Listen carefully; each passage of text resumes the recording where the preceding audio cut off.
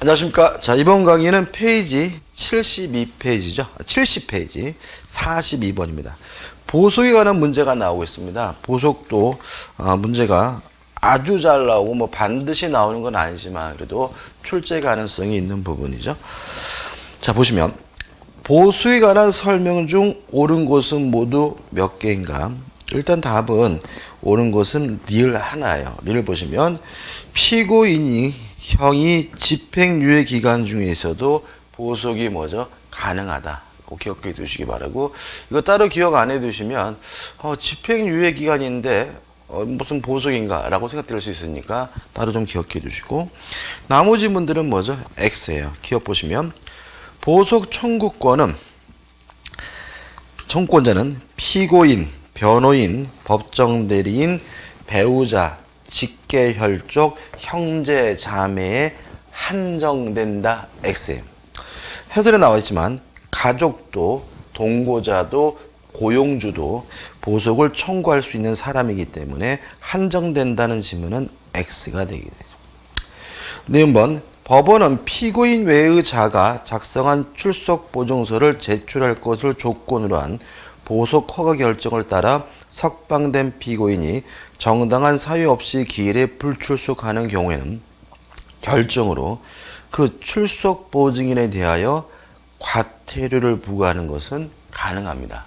그러니까 이는 보증인은 어떤 사람이에요? 제가 책임지고 날짜에 출석시키겠습니다 라고 보증한 사람이죠.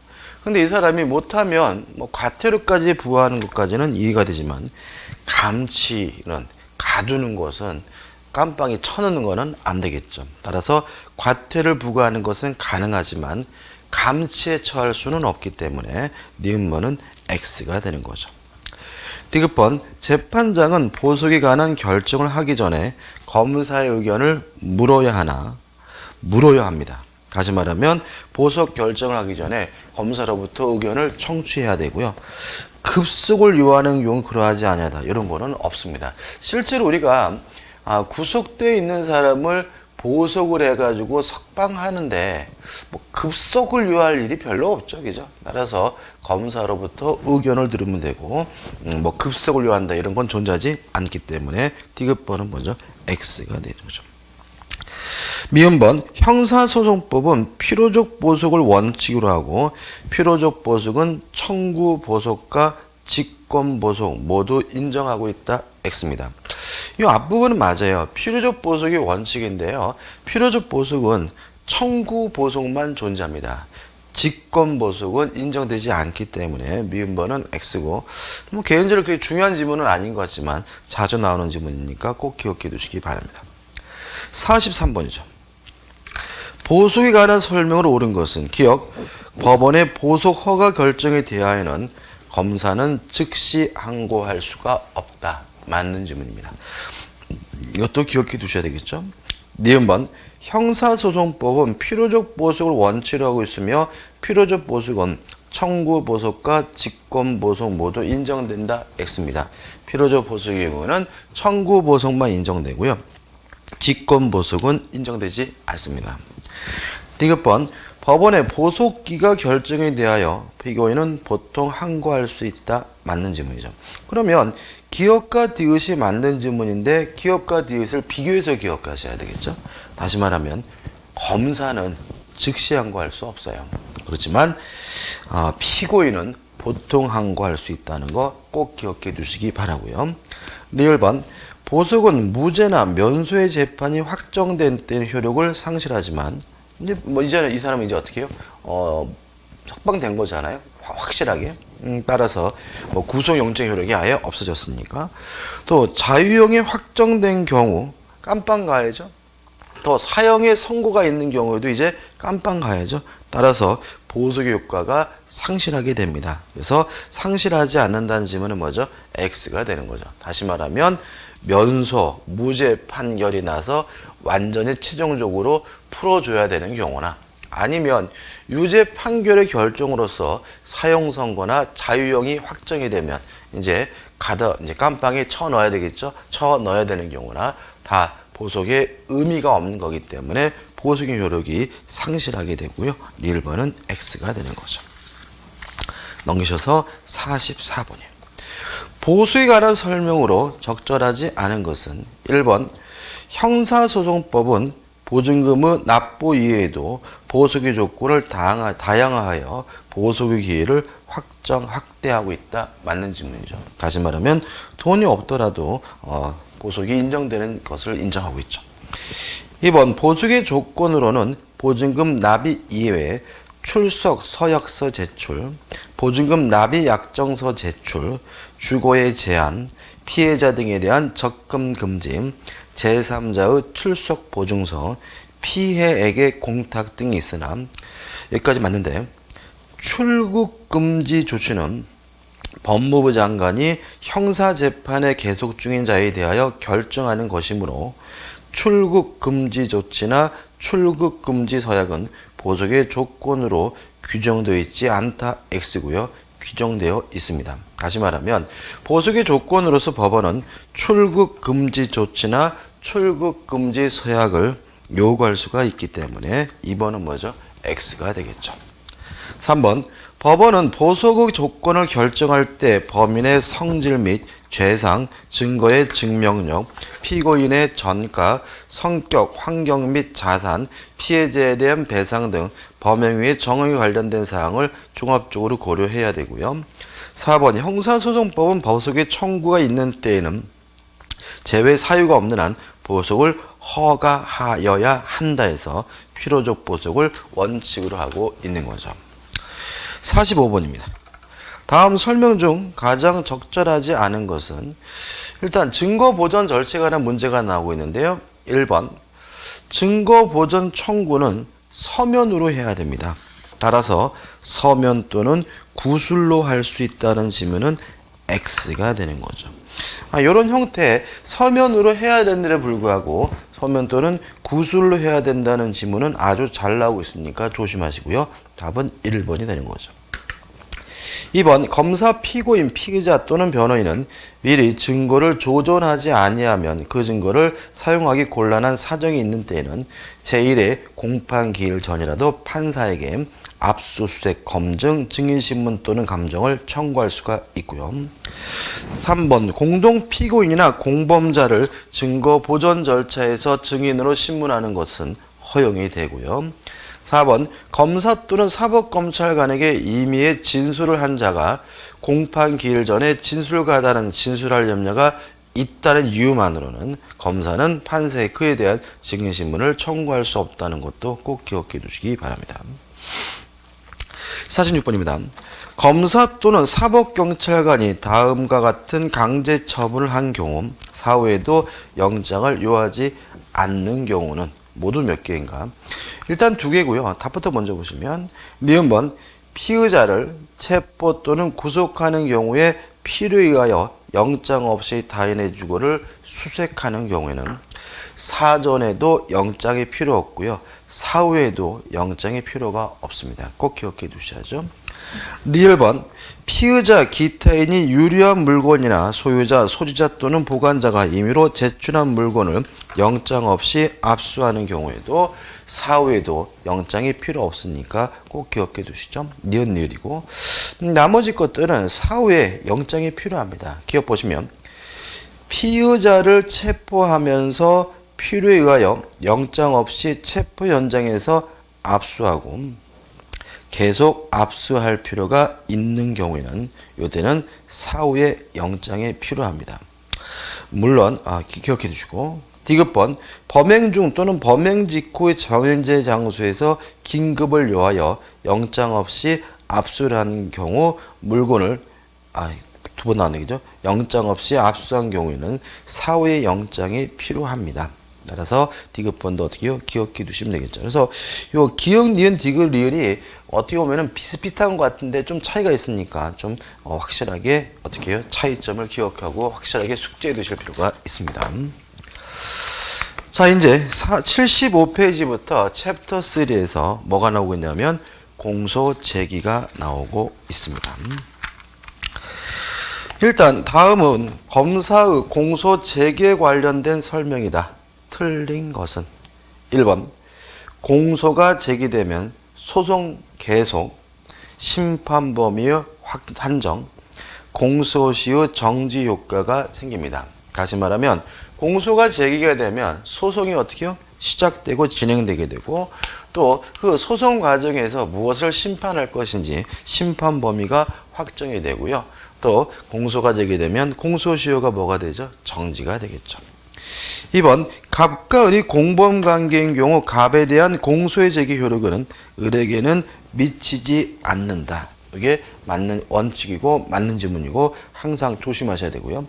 3번 포괄 일제의 경우 그 일부에 대한 공소 제기가 있는 경우 그 효력은 전부에 미친다. 맞는 지문이죠. 4번 이런 얘기입니다.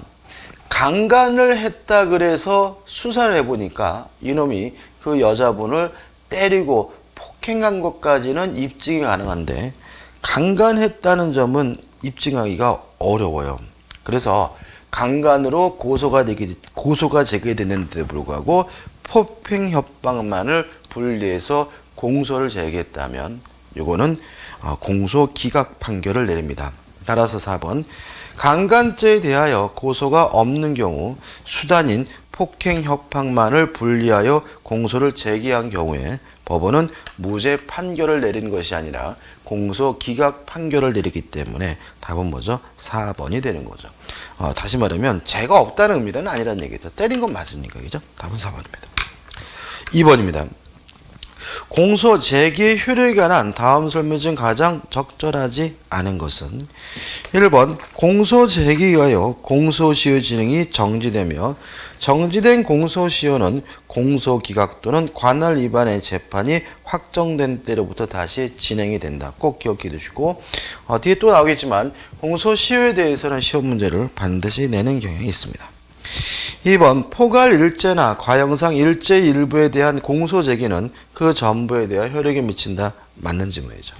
3번 동일 법원에 이중 기소가 됐어요. 그러니까는 재판부가 지금 법원은 같은데 두 번이나 기소가 됐다는 거죠. 그러면 재판하지 않을 재판부는 그때는 공소기각에 결정을 하는 것이 아니라 공소기각 판결을 합니다. 이에 반해서 수개의 법원, 여러 개의 법원에 이중 기소가 된 심판을 할 수 없게 된 법원은 공소기각에 판결을 하는 것이 아니라 결정을 합니다. 이것도 보시다시피 시험에 나왔던 지문이고요. 나올 수도 있으니까 좀 짜증나긴 하지만 기억하자고요. 동일 법원에 이중 기소됐어요. 공소기각 판결. 여러 법원에 이중으로 기소가 됐어요. 공소기각 결정. 꼭 기억해 두시기 바랍니다. 4번 공범의 1인에 대한 공소 제기 효력은 다른 공범자에게 미치지 않으나 공범의 1인에 대한 공소 시효 정지 효력은 다른 공범자에게도 미친다는 점은 기억해 두시기 바라고요. 넘겨보시면 이제 3번이 나오죠. 공소장 1번주의에 관한 설명을 옳지 않은 것은 공소장 1번주의가 뭔가요? 공소장은 한 장으로 만들어야 된다는 거죠. 왜냐하면 수사 자료나 이렇게 자세히 범죄 사실을 기재하게 되면 법관에게 예단을 들 우려가 있고 예단이 주어지게 되면 정당한 재판이 이루어지지 않기 때문에 그렇습니다. 자, 옳지 않는 것을 찾는데요. 1번 보시면 피고인을 특정하기 위한 경우, 다시 말하면 이 사람이 몇 살 때 첫사랑을 했고 이놈이 어렸을 때부터 부려막심한 놈이었고 이런 건 기재하면 안 되겠죠. 그렇지만 공소장을 아무리 간단하게 한 장으로 작성한다 하더라도 피고인을 뭐 할 수는 있어야 돼요? 특정할 수는 있어야 되겠죠.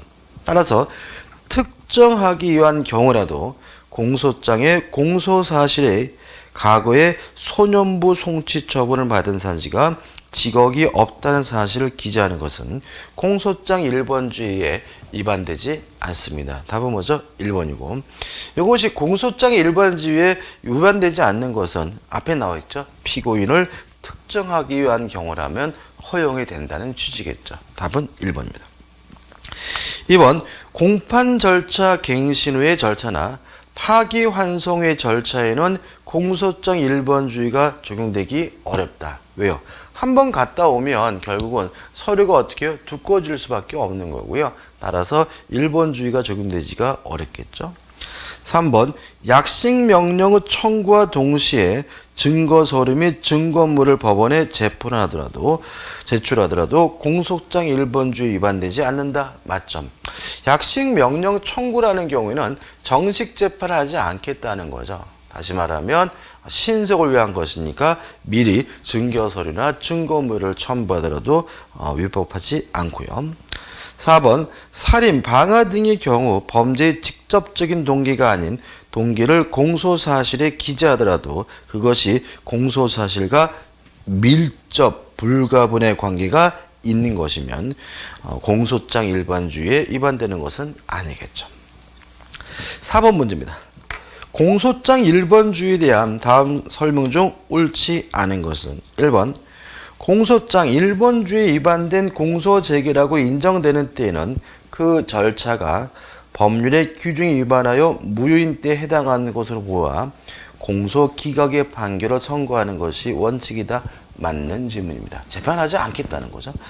2번 공소장 1번주를 위반한 공소제기는 법률의 규정에 위반된 것으로서 치유될 수 없는 것이므로 일단 1번 지문처럼 공소장 1번주 위반된다면 공소제기에 대해서 법원은 기각 판결을 내려야 됩니다.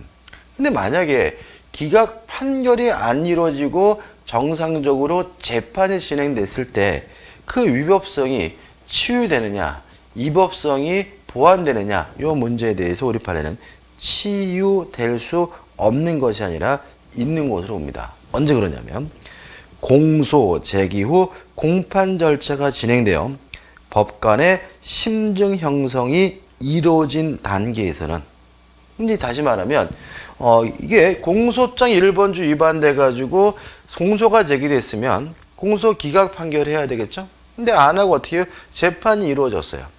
어떻게 해요? 정상적으로. 그래서 법관에게 뭐가요? 심증이 이미 형성됐다는 거죠. 그러면 굳이 공소기각 판결할 필요가 없기 때문에 공소기각의 판결을 하여야 한다는 지문은 뭐죠? X고요. 그때는 정상적으로 유죄인지 무죄인지 판결을 하게 되고요. 이 단계에서 공소장 1번주의 위반됐으니까 공소제기 자체가 잘못됐습니다라고 다툴 수는 없음을 주의하시기 바랍니다. 답은 뭐죠? 2번이 되는 거죠. 3번 검사가 약식명령의 청구와 동시에 증거서류 및 증거물을 법원에 제출하는 것은 공소장 1번주 위반한 것이라 할 수는 없고요. 4번 살인, 방화 등의 경우 범죄의 직접적인 동기 또는 범죄 사실과 공소범죄 사실과 밀접 불가분의 관계에 있는 동기를 공소사실 기재하는 것은 공소장 1번주 위반이 아님을 명백하고 설사 범죄의 직접적 동기가 아닌 경우에도 동기의 기재는 공소장의 효력에 영향을 미치지 않는다고 판시하고 있으니까 기억해 두시면 되겠죠. 근데 5번 공소사실의 특정과 관련하여 옳지 않은 것은 모두 몇 개인가 이렇게 나와 있는데 일단 검사가 공소를 제기하려면 공소사실이 특정돼야죠. 대충 막연하게 요놈은 나쁜 사람이니까 처벌해 주십시오라고 공소를 제기할 수는 없는 겁니다. 그럼 이제 판례들인데 기억 공소장에 상표법 위반 등의 범죄 구성 요건 중 침해 대상이 된 등록 상표, 서비스표 디자인이나 주지 표지를 명확하게 적시하지 않았어요. 그러면 이 사람이 무슨 범죄를 저질렀는지가 특정되지 않았다고 봐야 되겠죠. 따라서 그 공소사실은 특정되지 않았다. 맞는 지문이고 잘납니다. 한번 사문서 변조의 공소사실에 범죄 행위의 일시, 장소와 방법, 변제의 실현행위자 등이 기재되지 않은 경우 범죄의 구성 요건인 특성 요건에 관한 기재 자체가 누락된 것이므로 공소사실이 특정되지 않았다. 당연한 거죠. 다시 말하면 사문서를 변조했으면 그 일시와 장소와 방법이 또 누가 변조했는지가 뭐가 돼야 돼요? 기재돼야 되죠. 그러한 것이 기재되지 않고 있다면 특정되지 않은 것이죠. 디귿번. 외국의 유명 대학교의 박사학위를 위조 행사했다는 공소사실이 관하여 위조되었다고 하는 박사학위 사본만 제출된 경우. 그러면 우리가 지금 외국의 유명 대학의 박사학위를 위조했다는 이유로 공소를 제기했어요. 그러면 꼭 원본을 줘야 될까요? 다시 말하면 지금 이거는 증거를 제출하는 것이 아니라 공소를 제기하는 거죠. 그러니까 굳이 원본이 아니라 사본인 것만으로 충분하기 때문에 그 공소 사실은 특정되지 않았다 X가 되는 거죠. 답은 디귿번이 되죠. 리을번 리을번 한 개 틀린 거죠. 리을번 공무 공동 정범에 있어서 실행 정범무 인적 사항이 적시되지 아니하고 범행 일시나 장소가 명백히 표시되지 아니었으나 그 공모관계 실행 정범무 실행행위가 모두 표시되어 있는 경우라면, 다시 말하면 공모관계에도 적혀 있고요. 또 실행 정범이 무슨 행위를 했는지가 적혀 있다면 공소사실이 특정되어 있다. 맞는 지문이죠. 그 다음에 이제 6번 해가지고 판례들이 나오는데 이게 좀 까다로울 수가 있어요. 일단 우리가 공소사실에 특정해가지고 따로 좀 정리할 것이 뭐냐면 일시나 장소가 명확해야 비로소 공소사실이 특정된 거다. 적법한 공소제기다라고 판시하는 그 범죄들이 있습니다. 이걸 좀 따로 기억해 두시면 문제 풀 때 편해요. 1번 마약범입니다. 이게 좀 판례가 많죠. 왜냐하면 마약범이 마약을 먹었는지는 뭐 머리칼 같은 거 이제 어떻게 해요? 이거 검사해보면 나오잖아요. 근데 문제는 이 인간이 언제 마약을 했고 어떤 장소에 마약했는지는 이게 만만치가 않거든요. 근데 우리 판례는 그것도 뭐가 돼야 명확히 기재가 돼야 공소사실이 특정된 것이고 적법한 공소제기로 이해를 하게 됩니다. 두 번째, 성범죄도 마찬가지입니다. 뭐 예를 들어서 간통은 뭐 폐지가 됐죠. 뭐 성추행 이런 것도 일시나 장소가 명확히 기재돼야 된다는 입장이고요. 그 다음에 이제 세 번째, 시기가 다르고요. 시기가 다르고 시기와 그 다음에 피해자입니다. 그죠? 피해자. 적을까요? 시기가 다르고 시기가 상이하고 또 피해자가 한 사람이 아니라 여러 수인인 경우에 사기에 대한 공소 제기는 그 시기와 장소가 어떻게 해요? 명확히 기재돼야 된다는 것이 우리 판례 입장입니다. 다시 말하면 한 사람을 사기한 것이 아니라 수차례 다른 시기에서 여러 사람에게 사기를 정했다면 그 사기를 저지른 시기와 장소가 뭐가 돼야 돼요? 명확히 기재돼야 된다는 입장이죠. 그 다음에 마지막으로 네 번째, 앞에도 이미 나왔지만 수개의 문서 위조죠. 한 개의 문서를 위조한 것이 아니라 수개의 문서를 위조한 경우에는 이때도 시기와 장소가 명확히 기재돼야 특정된다는 것이 우리 판례 입장이니까 이 정도는 좀 꼭 기억해 두시기 바라요. 그러면 판례 같은 걸 이해하시거나 문제 풀 때 편해요. 그럼 보자고요. 자, 6번. 공소사실이 특정된 것으로 볼 수 있는 것은 1번 피고인은 2000년 11월 2일경부터 2001년 7월 2일경까지 사이에 인천 이하의 불상지에서 향정식의약부인 메스암페타민 불상량을 불사방모로 수약으로 투여했어요. 그럼 메스암페타민 하면 뭐가 떠오르죠? 마약이죠. 이것이 특정되려면은 일시와 장소가 명확히 정해져 있어야 되는데 일시도 명확하지 않죠. 2000년 11월 2일부터 7월 2일까지 2001년. 또 장소도 명확하지 않죠. 불상지, 알 수 없는 장소에서. 그럼 이건 당연히 뭐죠? 특정됐다고 볼 수는 없겠죠. 2번 피고인이 주식회사 멕시칸 양념통닭에 관한 상품 표지와 유사한 것을 사용한 상품을 반포하여 각종 광고 매체를 통해 국내에서 소비자에게 널리 인식시킨 자신의 상품임을 표시한 표지라고만 되어 있고 그 표시가 별도로 특정되지 않은 경우에는 이거는 요 세 가지, 네 가지가 아니기 때문에 특정된 것으로 봅니다. 답은 뭐죠? 2번이 되는 거죠. 3번 피고인 갑은 1982년 11월 말경부터 1983년 1월 하순경까지 사이에 경북 풍기읍 성내동 187소재 식당방에서 월평균 10회씩 도와 20회에 걸쳐 을과 성교하여 간통한 것. 간통죄가 폐지되긴 하지만 우리 형소법에서는 다루게 되는데 성범죄죠. 성범죄에 대한 공소제기가 특정이 되려면 일시와 장소가 뭐가 돼야 돼요? 명확해야 돼요. 일단 일시가 명확하지 않습니다.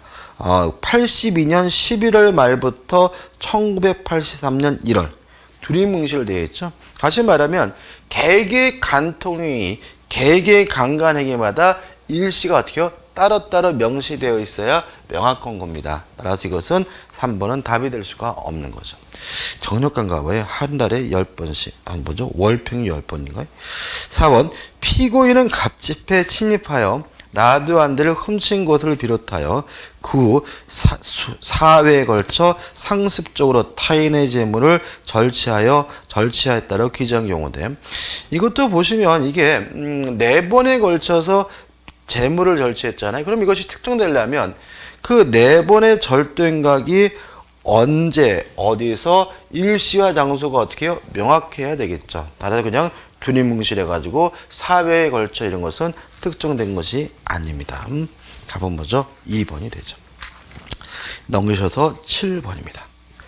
공소사실의 특정에 관한 다음 설명 중 가장 적절하지 않은 것은 1번 공소사실의 첫머리에 피고인이 전에 받은 소년부 송치처분과 직업없음을 기재하였다면 이는 피고인을 특정할 수 있는 사항에 속하는 것이어서 그와 같은 내용의 기재가 있다고 하여 공소제기 절차가 법률의 규정에 위반된 것이라고 할 수는 없다라는 질문은 물론 어떻게 해요? 맞는 질문이 되겠죠.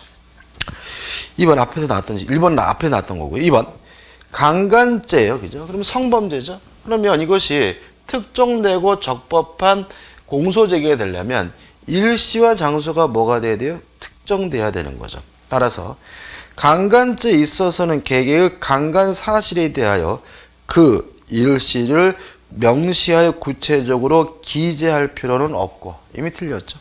일정한 기간 동안 수회 여러 차례 강간하였다는 기전만으로 족하다 X가 되는 거죠. 답은 뭐죠? 2번이 됩니다. 3번 범죄 장소는 토지 관할을 가늠할 수 있는 정도이고 범행 방법은 범죄 구성 요건을 밝히는 정도로 기재하면 족하죠. 왜냐하면 이것은 공소를 제기하는 것이지 유죄 판결을 확정하는 단계가 아니죠. 4번 공모, 공동정범에 있어서 공모 또는 모의는 모의의 구체적인 일시 장소 내용 등을 상세하게 판시하여만 할 필요는 없고 의사합치가 성립된 것이 밝혀진 정도면 된다고 할 것이다. 왜요? 그것은 유죄 판결을 확정하는 단계가 아니라 공소를 제기하는 단계니까요. 답은 뭐죠? 2번이 됩니다. 8번 문제입니다. 공소사실이 특정되었다고 할 수 있는 것을 모두 묶은 것은 기억, 마약류입니다. 마약범. 그럼 일시장소가 뭐가 돼야 돼요? 명확해야 되는데 마약류 취급자가 아닌 자에 대한 공소 제기 시에 2008년 1월경부터 같은 해 2월 1일자 불상이란 말은 뭐예요? 알 수 없는 15시경까지 사이에 메스암페타민 약 0.7g 매수한해 그때부터 2009년 2월 내지 3월 1자 불상 알 수 없는 날짜에서 7시경까지 총 21회에 걸쳐 매수 투약하였다고 기재했다면 마약범인데 일시와 장소가 뭐죠? 명확하지 않죠. 이것은 특정됐다고 볼 수는 없죠. 니은번 메스암페타민의 양성 반응이 나온 소변 감정 결과에 의하여 그 투약 일치를 어떻게 했어요? 2009년 8월 10일부터 2009년 9월 19일까지 이 정도면 일시가 어떻게 대충 명확하죠. 그 다음에 투약 장소를 서울 또는 부산이야 불상. 그러면 불상이란 말이 있긴 하지만 장소가 어떻게 해요? 서울이나 부산이라고 뭐가 되어 있어요? 특정되어 있으니까 니은번은 뭐죠? 특정되었다 할 수가 있겠죠. 디귿번 공소장의 유가증권 위조의 범행 일시를. 그럼 이거 뭐죠? 수기의 문서 위조거든요. 이것도 일시와 장소가 명확해야 되는데 2000년 초경부터 2003년 3월경 사이로 기재했다면 우리 판례는 그 정도는 일시가 명확하다고 보고요. 디귿번 리을번 공모 뇌물 수수의 공소사실론 수뢰 금액을 2억 원 상당으로 기재했어요. 예를 들어서 만약에 그냥 대충 뭐 금액 불상후 그러면 명확한 것이 특정된 것이 아니지만 2억 이상이라는 표현은 특정된 것으로 봐야 되겠죠. 따라서 니은 디귿에서 답은 3번이 됩니다. 자, 여기까지 하고요. 다음 강의 때 이어서 가도록 하겠습니다. 감사합니다.